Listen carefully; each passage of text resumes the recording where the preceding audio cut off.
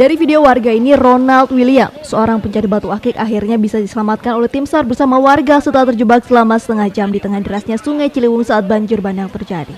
Ronald terlihat lemah saat dievakuasi ke daratan. Sebelumnya warga kampung Muara Babadak, Kelurahan Sindang Rasa, Kecamatan Bogor Timur ini diketahui sedang asyik mencari batu akik di Sungai Ciliwung tidak jauh dari lokasi Bendung Katulampa.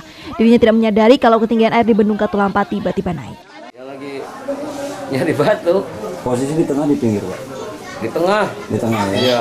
Waktu belum masih kecil, waktu pertama datang mah. Nah pas sampai tengah tiba-tiba banjir.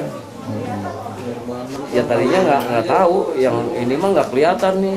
Nggak hujan di sini mah. Oh, di situ nggak hujan. Iya. Saat kejadian, debit air di Bendung Katulampa tiba-tiba meningkat hingga mencapai 120 cm atau dalam status siaga 3. Akibatnya korban terseret arus. Beruntung dalam kondisi ini Ronald masih bisa meraih batu besar dan bertahan hingga akhirnya berhasil diselamatkan. Ronald hanya mengalami luka ringan di bagian tangan akibat terbentur batu kali. Dari Kota Bogor, Herman Bonus melaporkan untuk Demika.